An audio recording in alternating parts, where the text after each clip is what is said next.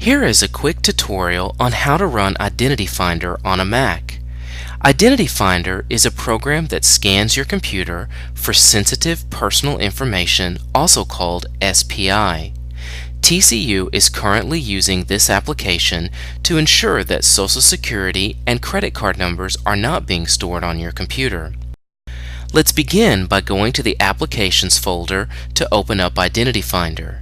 Simply click on the open space on your desktop and then go to the menu bar and select Go and then choose Applications.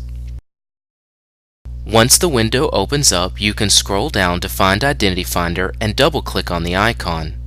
If the application is not installed on your computer, please contact the IT Support Help Desk for assistance. You will first be presented with the opportunity to create an account password so you can securely save the scans that you run on your computer.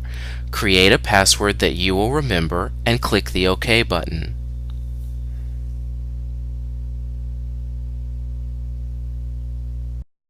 You will be prompted to do a scan of your machine at this point. Click the Cancel button so we can get into the main application and set a few things up before running a scan. Now that the application is open, let me show you how to identify where we're scanning. Click on Locations in the menu bar at the top of the screen and then move your mouse over Files. Make sure that Enable File Search is checked, which will set the application to search all of the files on your machine. By default, this will scan your entire hard drive and will also look at compressed files. Keep in mind that this is where you can set Identity Finder to do custom scans of your machine so you can search just specific parts of your computer instead of the entire thing. You can also check what types of files are being scanned by clicking on the Identities button. Keep in mind that we have set all scans to include Social Security numbers and credit card numbers by default, so they are grayed out and cannot be removed from a scan.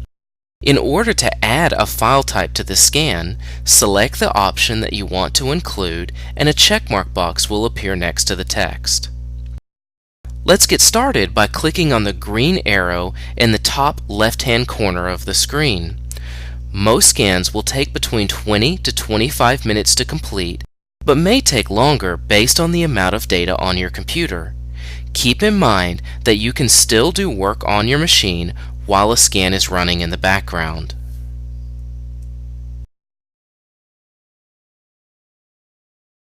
Once the scan is finished, you will see a report window showing the Identity Finder search summary. You will need to press the OK button and then close the scan window before you can see the list of files with suspected SPI.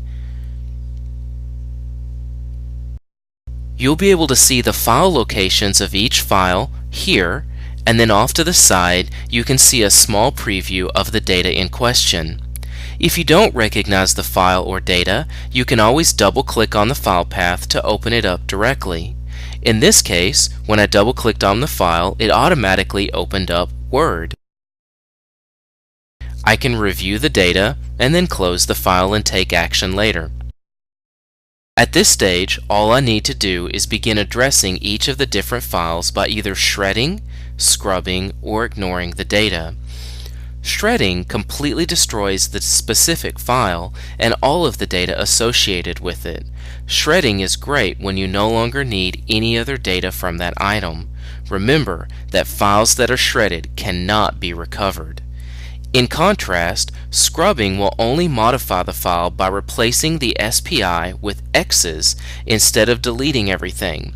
You can scrub most files on your computer with the exception of Outlook and a handful of other items that cannot be edited, like PDFs. Ignore is the last option and can be used when false positives are found or when information is something that needs to be stored on the computer but does not put the university at risk. Choosing Ignore prevents the item from showing up in future scans, but this should never be used on Social Security and credit card numbers. This first example is a fake Social Security number that I placed into the system for this particular demo. In this case, I'm going to check the box next to the file and then select Shred since I no longer need access to this information. Now click the Yes button, and then you will be notified once the shredding has taken place.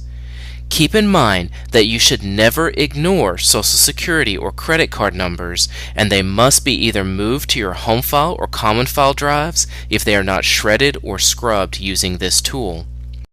In the second example, it's another fake Social Security number. I'm going to scrub the number in this case so that the file remains, but the information will be scrubbed with X's since I want to keep the rest of the data in that file. Simply click the Yes button after you've selected Scrub, and then you'll be notified when it's completed. Remember that you can only scrub a file if it is something that can be edited, so things like PDFs and other file types will always need to be shredded or deleted.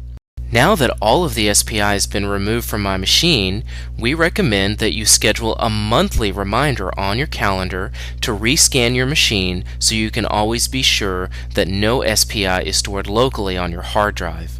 Hopefully this video was helpful, and please feel free to contact the IT Support Help Desk if you have any questions.